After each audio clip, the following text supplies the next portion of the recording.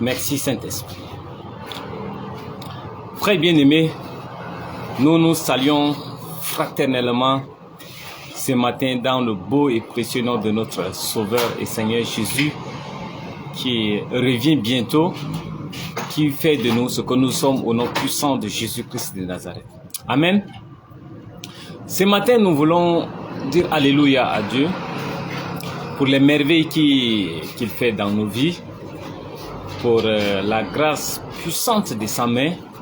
Nous voulons célébrer encore son règne parce qu'il est celui qu'il est, il ne change pas.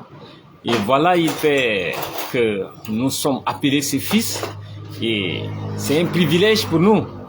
Et tout ce qu'il nous demande, c'est de lui être reconnaissant, c'est de le louer, c'est de l'adorer. Il n'y a aucune autre chose que nous pouvons faire. Dieu n'est pas intéressé par notre argent, Dieu n'est pas intéressé par le don que nous offrons, par le soutien que nous offrons, mais Dieu est intéressé par notre louange et adoration. Amen. Bon, frères, aujourd'hui, nous continuons avec l'autorité d'un chrétien. Nous sommes déjà sur notre 5e enseignement et aujourd'hui, nous voulons parler un peu du droit d'un fils. Le droit d'un fils. Parce que nous avons parlé un peu de l'autorité d'un chrétien, d'où nous détenons notre autorité. Et donc, nous détenons notre autorité auprès de notre Père, qui est Dieu. Et donc, Dieu est notre Père. Abraham est notre Père dans la foi. Et Jésus-Christ est venu accomplir toutes les œuvres possibles pour nous conduire et nous amener à une dimension un peu élevée. Plus qu'élevée même, on peut dire, d'après ses enseignements. Alors, de notre nature, ici-bas, nous reconnaissons que l'enfant a le droit de vivre. L'enfant a le droit de vivre. L'enfant a droit à l'éducation. L'enfant a droit d'être inscrit à l'école. L'enfant a droit d'être nourri. L'enfant a droit d'avoir un père et une mère. Les droits des enfants sont très nombreux, d'où je ne peux tous les citer ici. Et donc, frères bien-aimés, aujourd'hui, notre propre enfant ne peut pas venir nous demander d'abord de l'inscrire à l'école avant de l'inscrire. Nous-mêmes, nous le faisons. Nous choisissons des bonnes écoles pour inscrire nos enfants. Parce que c'est notre devoir. Aujourd'hui, l'enfant ne peut pas venir d'abord demander la nourriture avant que nous puissions rationner. Nous rationnons parce que c'est notre devoir de rationner. Il y en a plusieurs exemples. Et donc, même si ton enfant fait certaines choses qui ne t'honorent pas, tu ne peux jamais régner cet enfant. Parce que c'est ton enfant. Et si l'enfant revient vers toi, tu es obligé de le prendre à deux mains. Très bien aimé. C'est pourquoi Jésus nous dit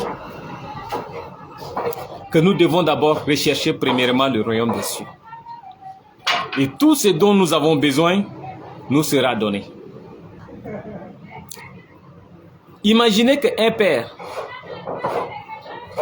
cultivateur, est-ce que son fils va dormir tranquillement pendant que son père est allé au champ? Imaginez ça.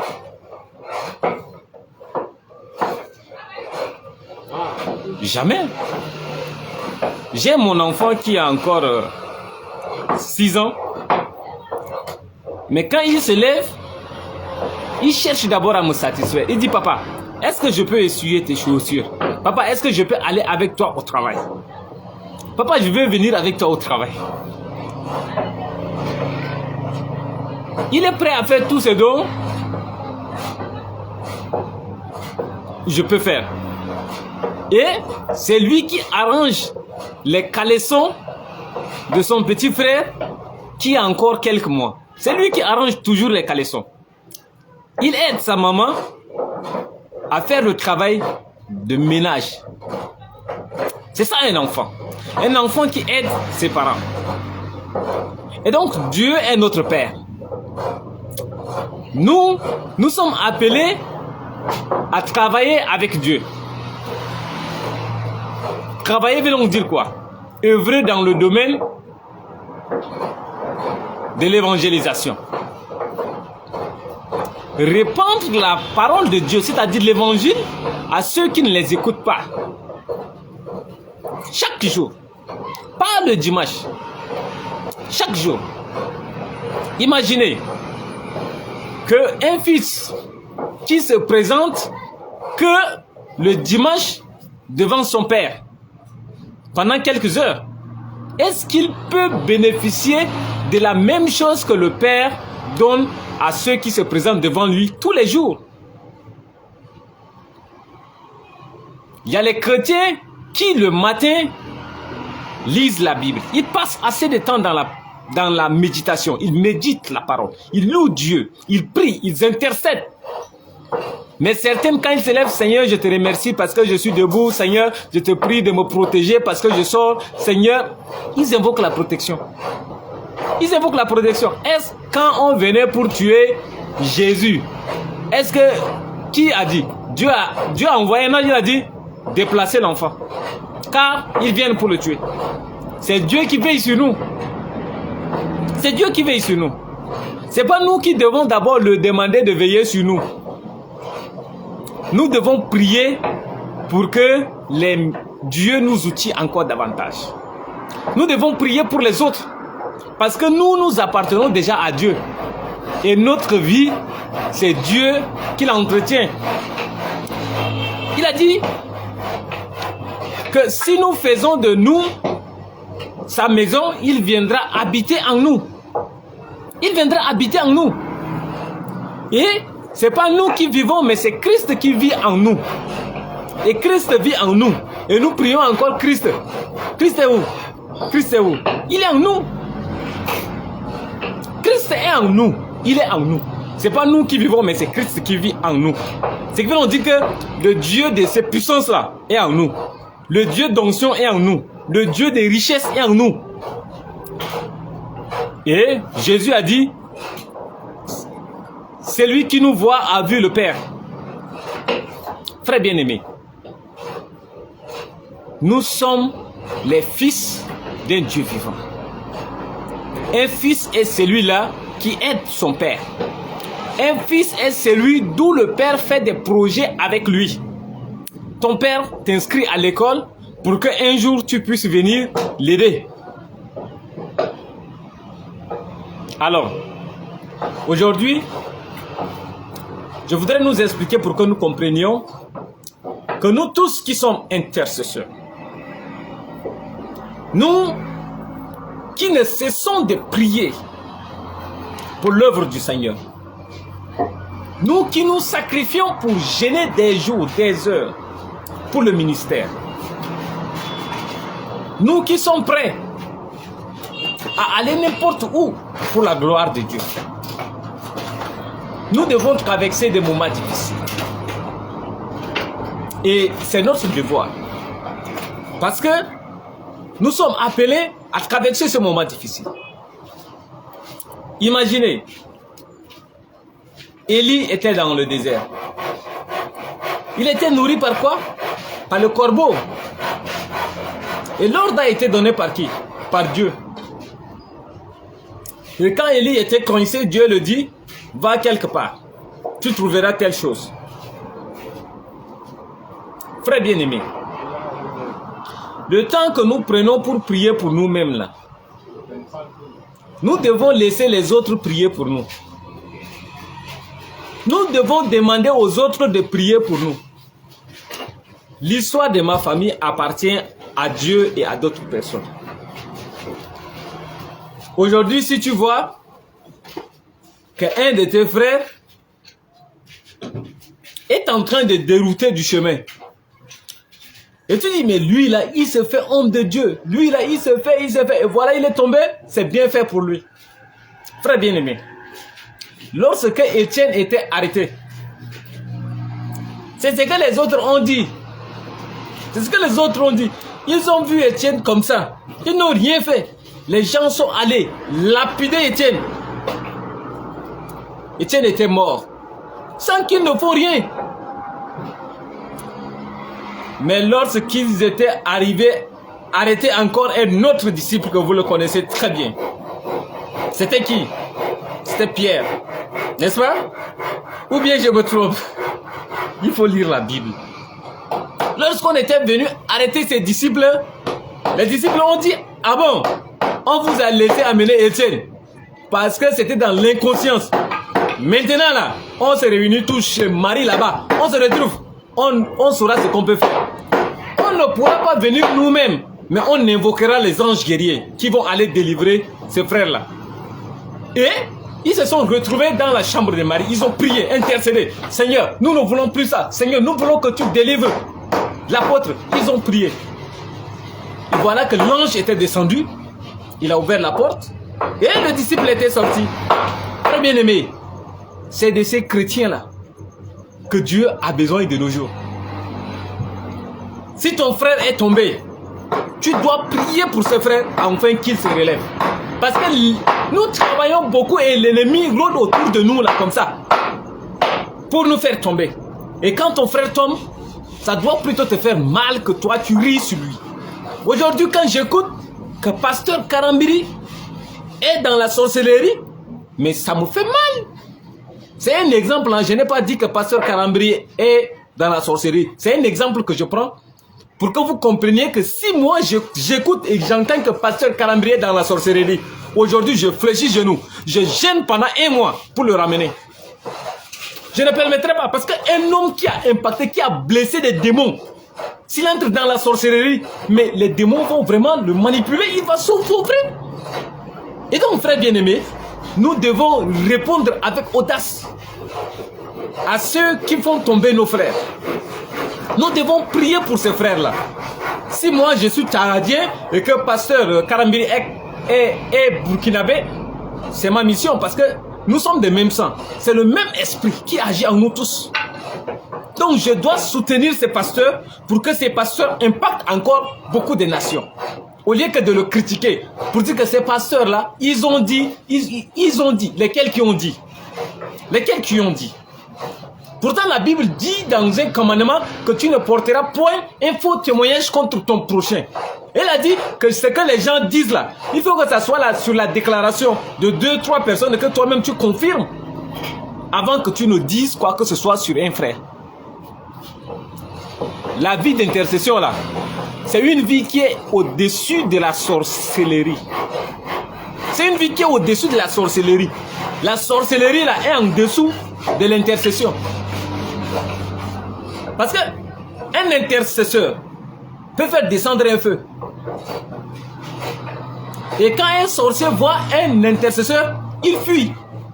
Il commence même par l'insulter seul. Parce que tu le bouleverses. Très bien aimé. Parce que tu le bouleverses. Faites très attention, frère bien-aimé. Il ne faudrait pas dire que les gens doivent vous aimer. Parce que vous perturbez beaucoup de gens la nuit. Et la nuit, vous empêchez que beaucoup réalisent leur projet.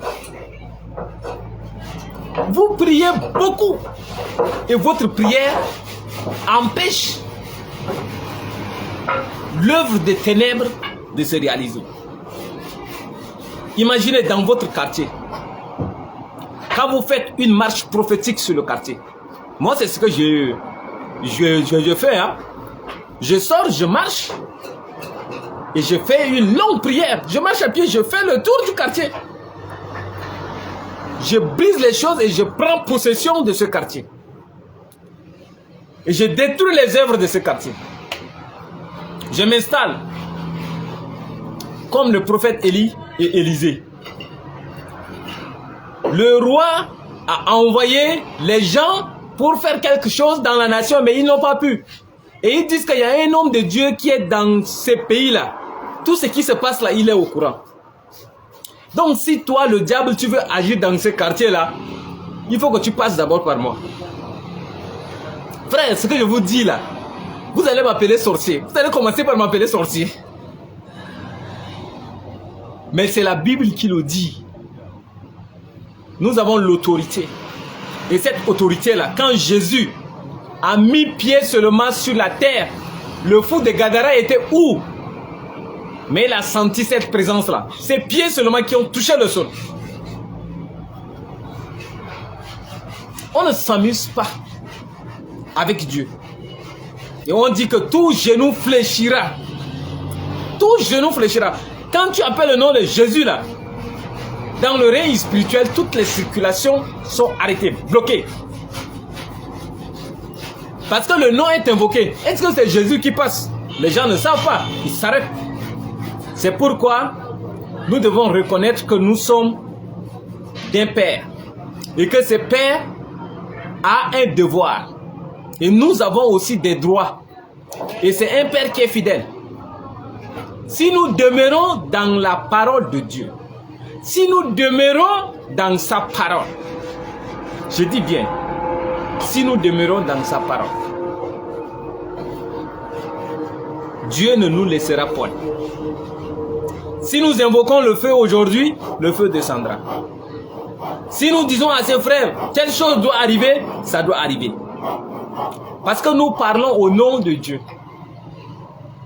Mais pour que nous parlions au nom de Dieu, nous devons d'abord nous conformer à la parole de Dieu. Toi, tu es intercesseur. Et tu couches avec les filles de gauche à droite. Tu es intercesseur. Et tu viens t'asseoir avec les gens qui font des débats inutiles. Toi, la même chose, la même personne. Tu viens rester avec les gens qui critiquent le pouvoir de Mamad Kaka. Et toi, tu vas prier pour changer ces pays-là. Le Tchad. Tu dis vraiment, le gouvernement là, non. Non. Et toi, tu viens prier pour changer ce gouvernement. On dit la même bouche là peut maudire. La même bouche peut guérir. Alors, utilisons nos bouches pour guérir. Et pour utiliser nos bouches pour guérir, on ne doit pas parler à n'importe qui et parler sur n'importe quel sujet. Frère, nous devons tenir notre langue et utiliser le nom de Jésus quand on est dépassé. Quand on est dépassé d'abord. Devant une situation, je ne suis pas obligé de prononcer ce nom. Non. Je ne suis pas obligé d'utiliser le nom de Jésus à chaque fois. Parce qu'il est déjà en moi, premièrement. Parce que ce n'est pas moi qui vis, mais c'est lui qui vit en moi.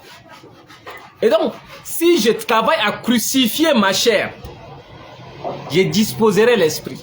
Comme la Bible nous dit que l'esprit est disposé, mais la chair est faible. Donc, c'est la chair qui empêche à l'esprit de travailler. Frère, laissons notre Père, notre Papa, diriger notre vie. Laissons notre Père. Ne courons pas après le travail. Ne courons pas après le travail. Laissons le travail venir à nous. Ce qui veut donc dire que il ne faudrait pas que tu aies du travail et tu laisses le travail pour la parole de Dieu. C'est un engagement que tu prends auprès de ton employeur. Donc tu dois répondre à ces exigences-là. Il faut faire la part des choses. La parole de Dieu avec les choses de ce monde. Il y a certaines personnes qui ont dédié leur vie à l'évangile. Frères bien-aimés, qui ont dédié leur vie à l'évangile, qui ont refusé même de travailler, de se marier, et qui se consacrent rien que pour l'évangile. L'héritage est grand. Ce matin, de passage, j'étais allé voir un évangéliste avant d'arriver dans mon lieu de travail. Nous avons passé assez de temps. Et il m'a dit que lui, toujours, il cause avec Dieu. Et il dit toujours à Dieu qu'il n'a qu'à regarder tous ses enfants à lui là. Lui, quand il sort, il essaye de tout répondre à leurs besoins. Et donc, lui, il descend dans le règne spirituel pour que lui, il agisse aussi dans le règne spirituel. Parce que tout ce que nous vivons passe d'abord par le spirituel. Alors, très bien aimé,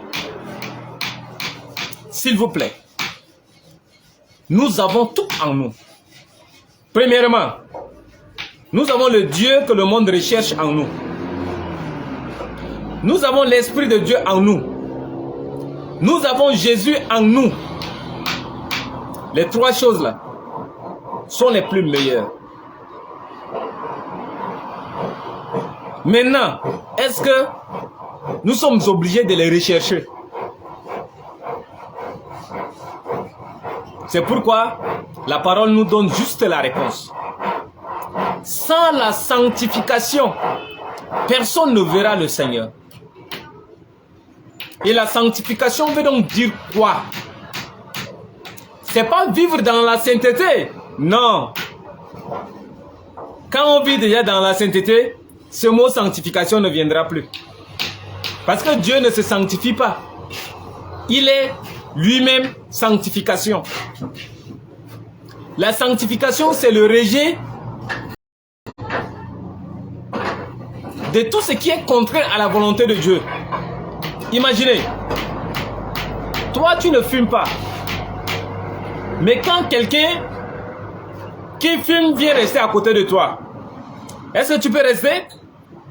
Tu vas lui dire, vraiment tu me déranges, ou bien tu vas pouvoir quitter. Le laisser d'abord finir avant de revenir. Faisons très attention. Notre corps habite le Saint-Esprit. Le Saint-Esprit ne fume pas. Et toi, tu te permets de fumer. Frère, ça passe pas. Toi, tu te permets de prendre de l'alcool. Parce que tu dis que la Bible n'a pas interdit. Tu consommes ta bière tranquillement. Frère bien-aimé, faites très attention. La Bible nous dit quoi? Tout m'est permis, mais tout ne m'est pas utile. Et je ne me laisserai pas être asservi. Traitons durement notre corps pour appartenir totalement à Dieu. Traitons notre corps pour être utile à la gloire, à l'évangile. Frère bien-aimé, nous bénissons le Seigneur pour cette journée. Car c'est de lui que nous sommes ce que nous sommes. Et grâce à nous qui veillons sur nos frères, nos sœurs. Quand je dis nos frères, nos sœurs, ce n'est pas mes frères de même père, même mère, non. Tous ceux qui sont chrétiens que je rencontre sur mon chemin sont mes frères. Tous ceux que je rencontre sur mon chemin, tout pasteur que je le rencontre, tout évangéliste, tout chrétien qui marche selon la volonté de Dieu, je le considère d'abord comme mon frère. Maintenant viennent s'ajouter d'autres qui viendront nous rejoindre. Amen. Alors frères, s'il vous plaît, nous nous encourageons à marcher selon l'œuvre de la foi. Nous nous encourageons à bénir le Seigneur.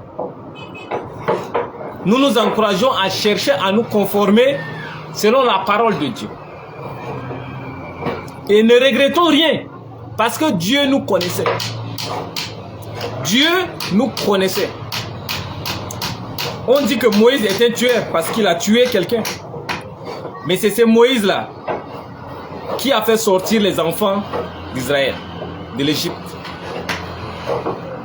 Moïse a grandi avec Satan parce qu'il avait fait 40 ans. Et il avait fait aussi 40 ans avec Dieu dans le désert. 40 ans, frère bien-aimé. Et toi, tu as passé tout ton temps avec Satan, c'est-à-dire à mener une vie sale. Certaines personnes attendent d'abord à une semaine ou quand ils sont sur le lit des hôpitaux, avant que les pasteurs viennent, ils confessent, ils meurent et tout le monde dit qu'il est allé au paradis. Parce qu'il a confessé. Frère bien-aimé, quand je vous parle des œuvres, il y a certaines personnes qui ne comprennent pas. Regardez la vie de Moïse. Il a fait 40 ans avec Satan, 40 ans avec Dieu dans le désert. Mais quand il était mort, Satan a réclamé son corps. Hein? Satan a réclamé son corps. Satan a dit, hey, c'est Moïse là, m'appartient. Parce que c'est moi qui ai élevé Moïse. Et Dieu a dit, Moïse a quitté parce qu'il a su la vérité. Et voilà, Satan a dit, regarde, le temps que Moïse a passé avec moi, voilà les œuvres. Dieu a dit, ok, voilà aussi les œuvres que Moïse a fait.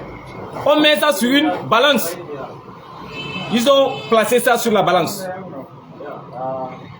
Et Moïse a fait beaucoup de bien que le mal. Et le bien remporte toujours le mal.